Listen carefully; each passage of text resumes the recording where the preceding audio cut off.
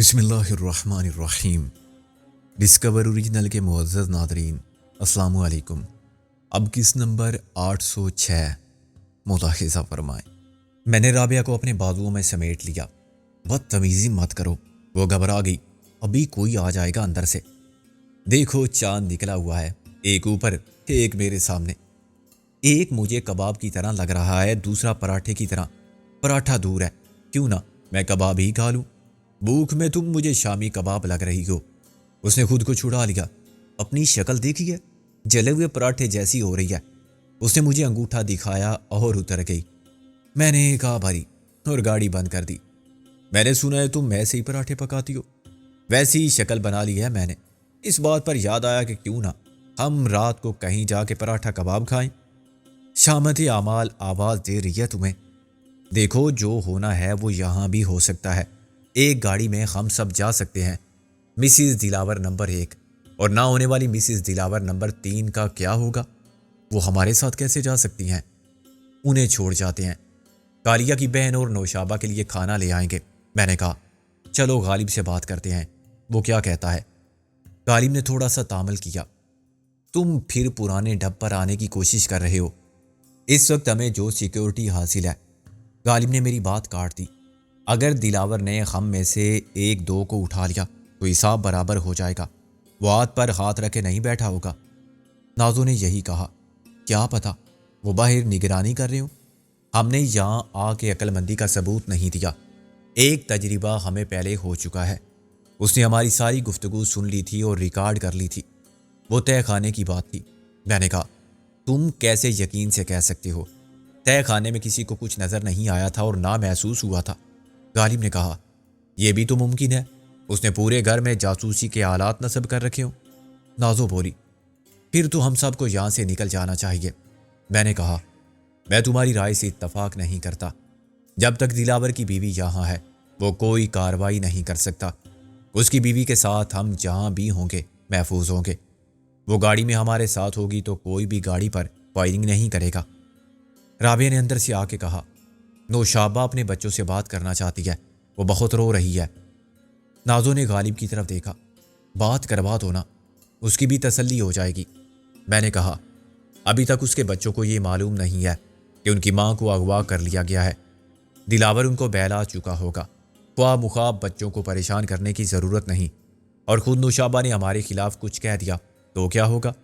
یا ٹیلی phone exchange کی معرفت دلاور نے پتہ چلا لیا کہ کال یہاں سے ہوئی تھی، پھر؟ بہت بحث مباحثے کے بعد یہ طے پایا کہ ہم دلاور کی بیوی کو کالیہ کی بہن کی نگرانی میں چھوڑ کر جائیں گے۔ کالیہ کی بہن ریوالور نہیں چلا سکتی تھی اور اکیلے رہ جانے سے ڈرتی تھی، لیکن ہمارے سمجھانے سے مان گئی۔ دلاور کی بیوی کو ایک بیڈ روم میں بند کر دیا گیا، جس سے باہر آنے کا ایک ہی راستہ تھا۔ یہ دروازہ مکفل کر کے چابی کالیہ کی بہن کو دے دی گئی۔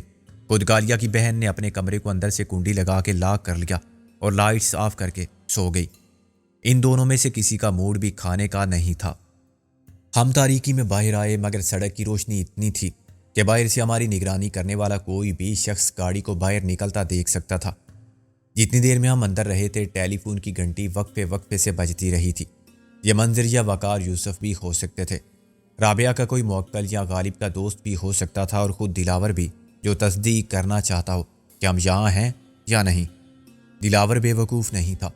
وہ سمجھتا ہوگا کہ ہم اپنی غیر موجودگی اسی طرح ثابت کر سکتے ہیں کہ ریسیور نہ اٹھائیں، مگر وہ بار بار نمبر ملا رہا تھا، شاید اس امید میں کہ تنگ آ کے یا غلطی سے کوئی ریسیور اٹھائے۔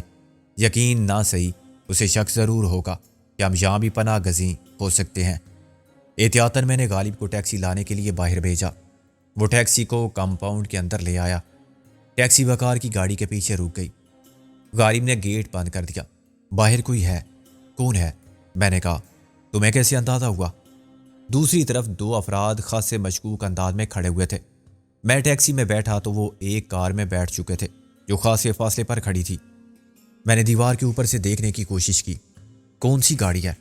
غالب نے کہا دائیں جانب 50-60 گز دور نیلی کار ہے۔ میں نے کہا دائیں جانب کوئی کار ہی نہیں ہے۔ اب غالب نے دروازے سے جھانکا۔ ابھی تو تھی۔ شک ہوگا تمہارا، لیکن شک کو بھی نظر انداز نہیں کرنا چاہیے۔ میں نے کہا تم نازو کے ساتھ نکلو اور بہتر ہے کہ کالیہ کی بہن کو بھی ساتھ لے جاؤ۔ اگر کوئی تمہارا تعاقب کرے تو گھوم کے واپس آ جانا، ورنہ 5 منٹ بعد دوسری گاڑی میں ہم روانہ ہو جائیں گے۔ تم کالیہ کی بہن کو چھپا کے رکھنا، اسے کہنا کہ پچھلی سیٹ پر سر نیچے رکھے۔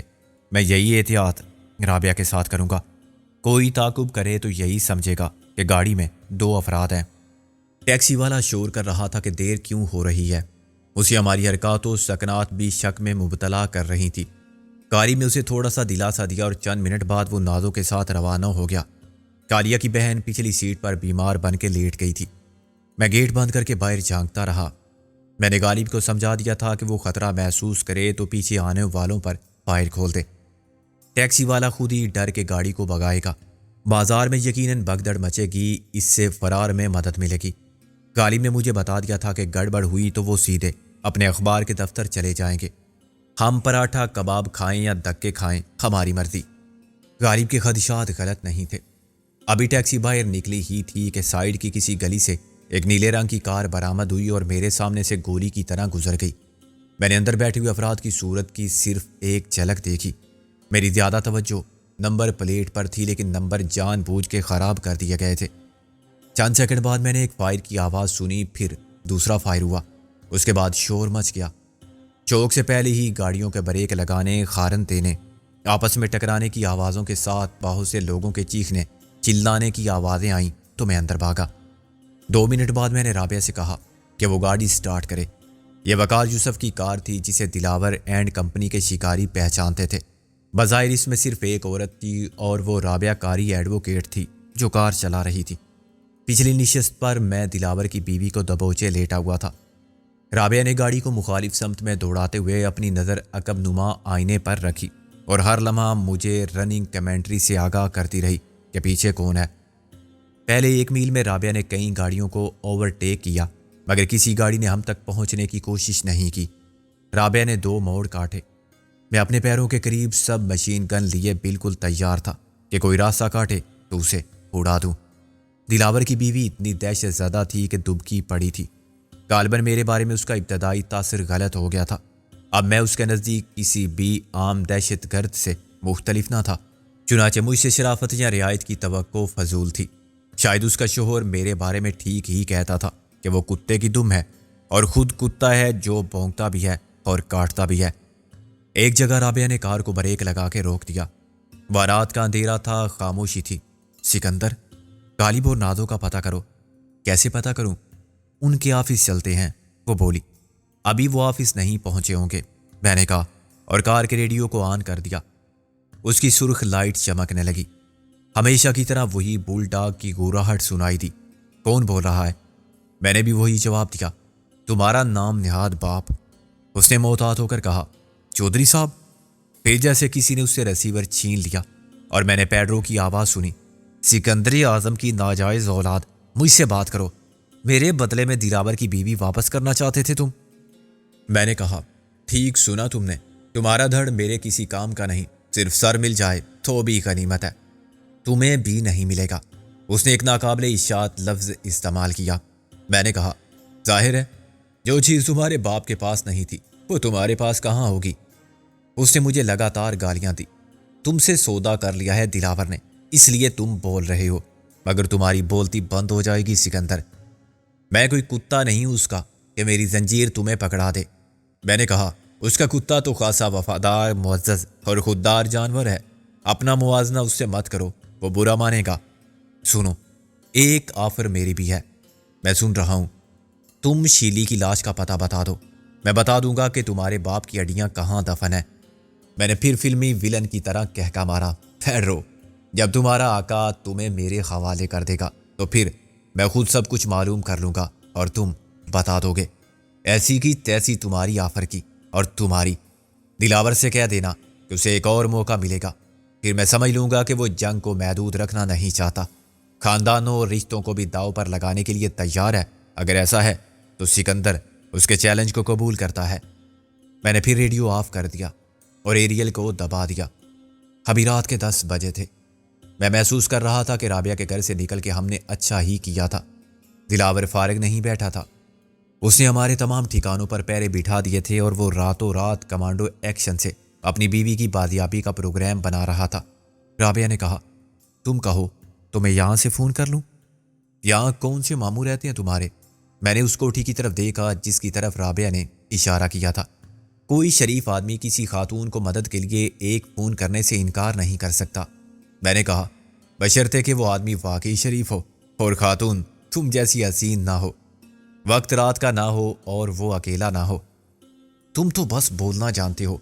وہ کار سے اتر کے کسی پرانی کوٹھی کے گیٹ پر پہنچ گئی اور کال بیل بجانے لگی۔ میں اسے دیکھتا رہا۔ نوشابہ نے کہا خدا کے لیے میری بات دلاور سے کرا دو ورنہ زیادہ خرابی ہوگی، وہ پاگل ہو رہا ہوگا۔ ہم اس کے پاگل پن کا علاج کر رہے ہیں، میں نے سپاٹ لہجے میں کہا۔ جب کمزور دب جاتا ہے تو شاذور کو پہلے سے زیادہ طاقت دیتا ہے۔ اس کا دماغ جب درست ہوگا، جب اس کا یہ گھمنڈ ٹوٹے گا کہ سب سے بڑی طاقت نہ وہ ہے نہ اس کی دولت، طاقت اوپر والا دیتا ہے، تو چوہے کے مقابلے میں بلی بھی دم دبا کے بھاگنے پر مجبور ہو جاتی ہے۔ تم باتوں میں وقت ضائع کر رہے ہو اور تم اپنے آنسو ضائع کر رہی ہو۔ دلاور کی بیوی تو مجسم دلاوری ہونی چاہیے۔ رابعہ اندر غائب ہو گئی تھی۔ میں دیکھ نہیں سکا تھا کہ اسے اندر لے جانے والا کون ہے۔ وہ 5 منٹ کے بعد باہر آ گئی۔ میں نے اخبار کے دفتر فون کیا تھا، غالب نہیں ملا۔ میں نے اور کیا فرمایا تھا؟ پھر میں نے وقار کو بتا دیا کہ وہ کسی کی طرف سے فکر مند نہ ہو، سب ٹھیک ہے۔ یہ نہیں بتایا کہ میں کہاں سے بات کر رہی ہوں۔ اس نے اپنی گاڑی کی خیریت تو دریافت ہی نہیں کی تھی۔ نہیں، پوچھ رہا تھا کہ غالب اور نازو پھر پہنچ گئے تمہارے ساتھ؟ میں نے کہا کہ نہ ان کے بغیر ہمارا گزارا ہے نہ ہمارے بغیر ان کا۔ وقار تو اور بھی بہت کچھ پوچھنا چاہتا تھا لیکن میں نے ریسیور رکھ دیا۔ وہ بیچارہ شریف آدمی سوتے سے اٹھ کے آیا تھا اور تکلف میں دوسرے کمرے میں بیٹھا رہا۔ رابعہ نے کہا جو رات کے 10 بجے سو جائے وہ واقعی شریف آدمی ہے۔ بوڑھا اور بیمار تھا، غالباً اکیلا بھی۔ میں نے ایک آباری، یہ بڑھاپا، بیماری، تنہائی ایک ساتھ کیوں آتے ہیں آخر؟ جو بات پراٹھے کباب سے شروع ہوئی تھی وہ کہاں آ کے ختم ہوئی تھی؟ اب کھانے کا خیال کسی کو بھی نہیں تھا، مگر اتفاق سے راستے میں ایک ریسٹورنٹ آ گیا تو رابعہ اتر کے گئی اور پراٹھا کباب لے آئی۔ دلاور کی بیوی کا صدمے، غصے، احساس ذلت سے برا حال تھا۔ اس نے کچھ کھانے سے صاف انکار کر دیا۔ ہم نے بھی غالب کے آفس پہنچنے تک کچھ نہیں کھایا۔ غالب ہمیں باہر ہی مل گیا۔ مجھے معلوم تھا تم یہاں آؤ گے، نازو نے کہا۔ آج تو تم نے مروا دیا تھا سکندر، وہ تو گات لگائے بیٹھے تھے، ایک دم فائرنگ شروع کر دی۔ غالب نے کہا بس میری ایک گولی نے کام دکھایا، جو ان کے ونڈ سکرین پر لگی تو ڈرائیور اندھا ہو گیا۔ اس نے گاڑی فٹ پاتھ پر چڑھا دی اور پھر ایک کھمبے سے ٹکرا دی۔ کھمبا ٹیڑھا ہونے سے تار ٹوٹے اور ان کی گاڑی پر گرے۔ بڑے زبردست اسپارک ہوئے تھے۔ ایک افراتفری مچ گئی تھی، پینک پھیل گئی تھی۔ کاریں بجلی کے تاروں سے بچنے کی کوشش میں ادھر ادھر ہوئیں تو آپس میں ٹکرائیں اور پتہ نہیں کیا کیا ہوا۔ صبح پتہ چلے گا کہ کتنے مرے۔ وہ مرے یا نہیں جو تمہارے پیچھے تھے، وہ کہاں بچے ہوں گے۔ فٹ پاتھ پر کھمبے سے تصادم ہی کافی تھا، پھر بجلی کے ہائی وولٹیج تھے، لاشیں جل کے کوئلہ ہو گئی ہوں گی۔ قدرت بھی کیسے اشارے دیتی ہے۔ میں نے رابعہ کی طرف دیکھ کے کہا۔ ان کو دیکھ کے اور چاند کو دیکھ کے مجھے پراٹھے کباب کا خیال آیا اور بس میرا موڈ بن گیا۔ رابعہ کا چہرہ سرخ ہوا، مگر اسے نوٹ صرف میں نے کیا تھا۔ سوچو اگر ہم وہاں سے نہ نکلتے تو اندر ہی مارے جاتے۔ دلاور کو شاید اطلاع مل چکی تھی کہ ہم اندر ہیں۔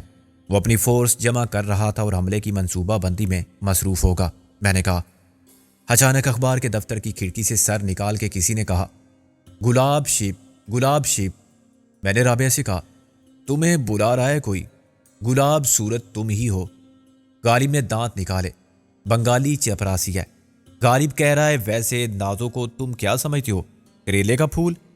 اور تم خود کیا ہو، کریلے؟ خاتون پھول سے پھل نکلتا ہے۔ غالب نے ایک فلسفیانہ نکتہ اٹھایا۔ کریلے وہ ہوں گے جو کریلے کے پھول سے نکلیں گے۔ ماشاءاللہ سے آپ کے بچے۔ رابعہ ہنس پڑی۔ نازو غصے کے باوجود مسکراتی رہی۔ ہماری ٹیکسی والا پہلے تو سمجھا ہی نہیں تھا کہ فائرنگ ہم پر ہو رہی ہے یا ہم کر رہے ہیں۔ جب سمجھا تو ایسے بھاگا، یا رب جی، یا میرے مولا، اے کی جب پہ گیا جے۔ وہ اپنے آپ کو کوس رہا تھا۔ مجھے بعد میں بہت ہنسی آئی۔ اچھا ہوا اس کی گاڑی پر گولی کا نشان بھی نہیں آیا، ورنہ تو اسے ہارٹ اٹیک ہو جاتا۔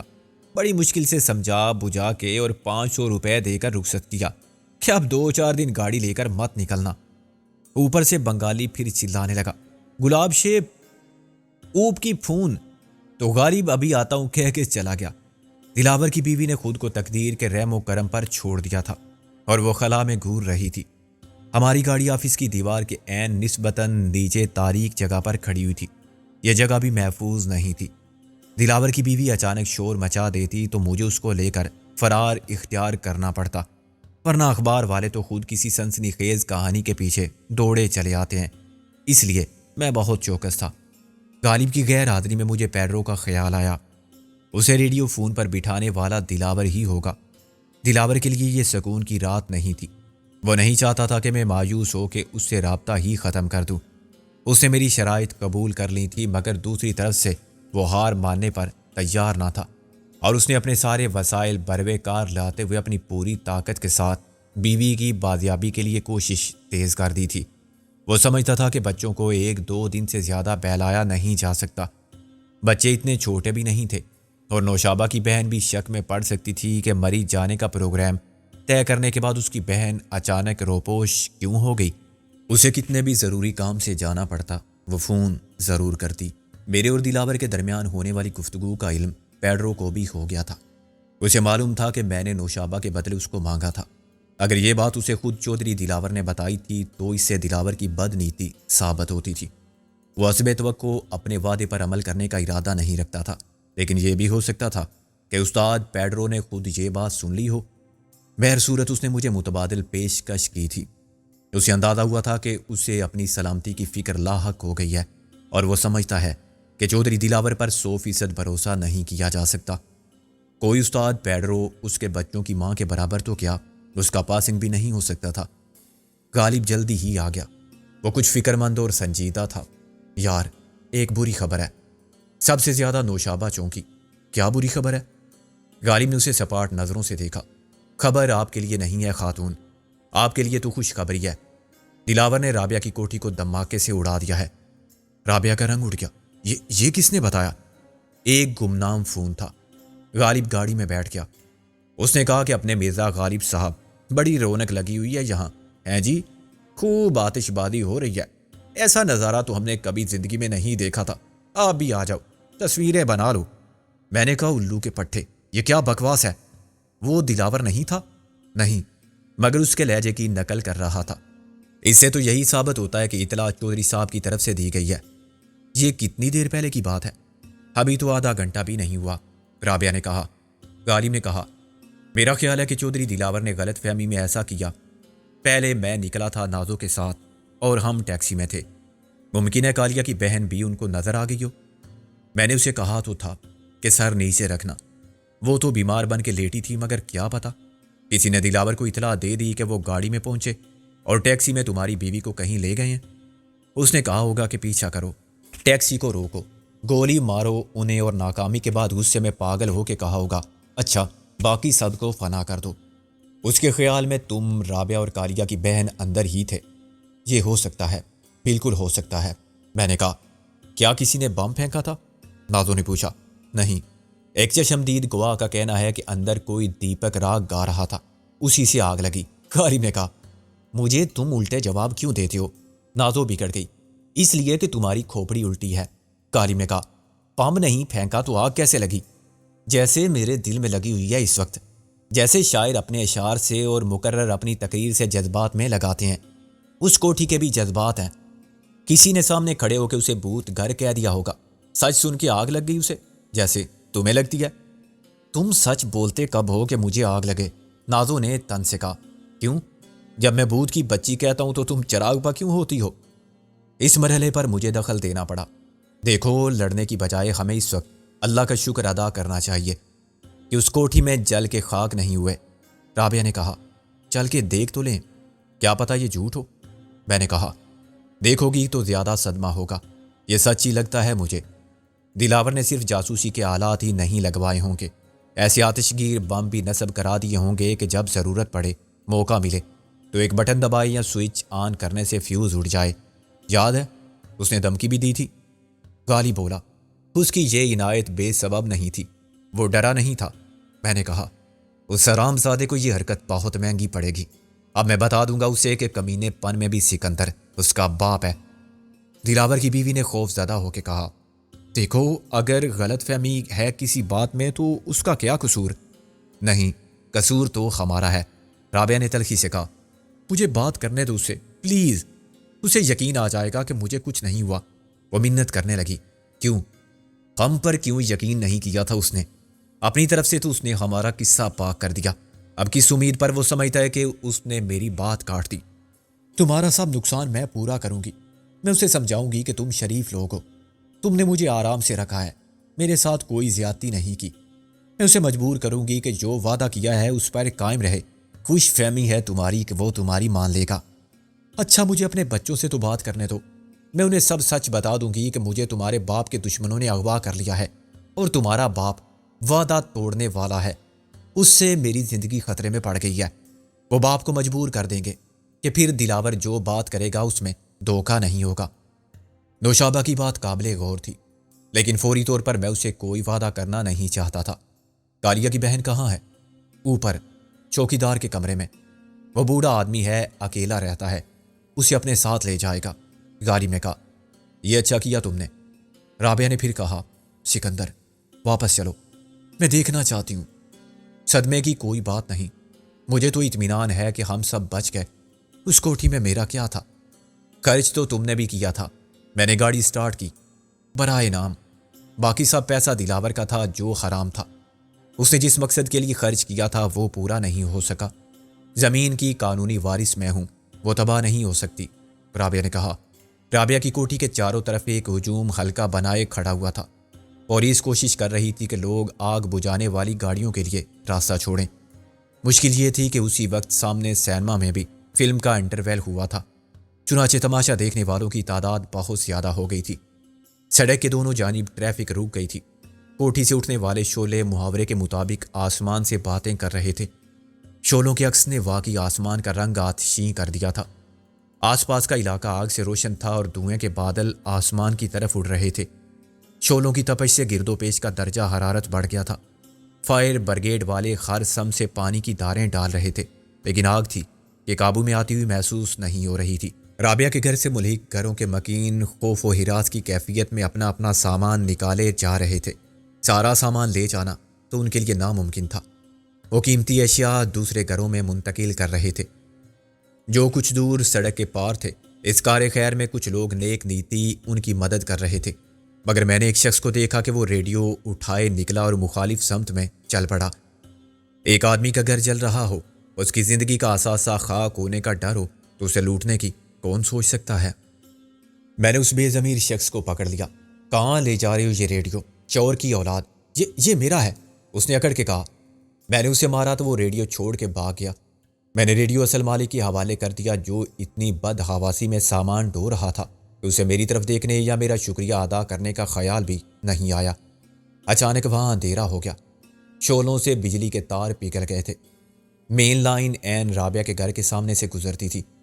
تاریکی میں آگ اور بھی بھیانک منظر پیش کرنے لگی۔ میں نے رابعہ سے کہا، چلو دیکھ لیا اپنی آنکھوں سے، اب یہاں رکنے کا کوئی فائدہ نہیں۔ مجمع میں ہم بہت پیچھے تھے، چنانچہ کسی نے بھی رابعہ کو غور سے نہیں دیکھا تھا۔ میں لوگوں کی باتیں سن رہا تھا، عام خیال یہی تھا کہ جانی نقصان کوئی نہیں ہوا۔ وکیل صاحبہ یہاں رہتی نہیں ہیں، کچھ لوگ اس کی تردید بھی کر رہے تھے جنہوں نے گاڑی کو وہاں آتے دیکھا تھا۔ دلاور کی بیوی اچانک ہم سب کی نظروں میں مجرم بن گئی تھی اور ڈری ہوئی تھی۔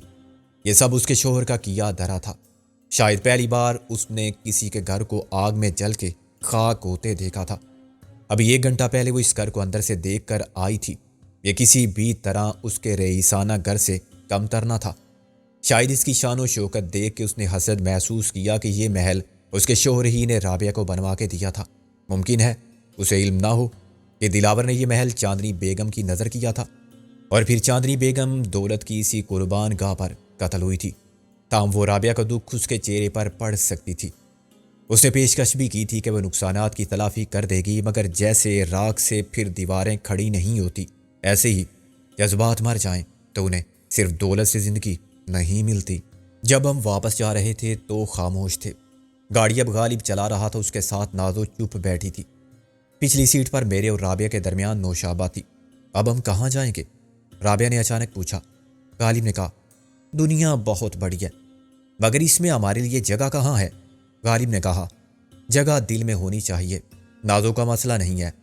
میں نے مسکرا کے کہا، پھر تو رابعہ کو بھی یہ سوال نہیں کرنا چاہیے، مگر رابعہ اداس ہے۔ میں ایک بار پھر بے گھر ہو گئی ہوں، وہ اداسی سے بولی۔ اینٹ پتھروں سے بنے ہوئے چھت والے حصار کو مکان کہتے ہیں، گھر نہیں۔ پہلا گھر تمہاری والدہ کا تھا، دوسرا ایک دام اجل جس کا میں بہترین ترجمہ نہیں کر سکتا۔ تو ایک گھر کو میں بھی اپنا کہہ سکتا ہوں، مگر تمہاری طرح میں بھی اس میں رہ نہیں سکتا، نازو نے کہا۔ فی الحال ایک جگہ ہے میرے ذہن میں، شاید ابھی خالی مل جائے، کاریم نے کہا۔ بہت سی مسجدیں خالی ہیں، مگر اللہ کے گھر میں بھی اس کے بندوں کی اجارہ داری ہے۔ یار سکندر، کوئی ایسی جگہ ہے جہاں بھوت رہتے ہوں؟ میں کیا بتاؤں، نازو سے پوچھو، میں نے اسے چھیڑا۔ خلاف توقع وہ خفا نہیں ہوئی۔ وہی بتا رہی ہوں، تم سنو بھی، غالب نے کہا۔ میں گھر داماد نہیں ہوں۔ نازو نے اس کے کان میں کچھ کہا۔ غالب نے ایک چیخ ماری، وہاں آخر ہو نا بھوت کی بچی، کیا جگہ سوجی ہے؟ کیا کوئی قبرستان یا مرگٹ ہے؟ کوئی آسیب زدہ گھر؟ ایک بھوت بنگلہ ہے، غالب نے کہا، اس سے زیادہ میں کچھ نہیں بتا سکتا۔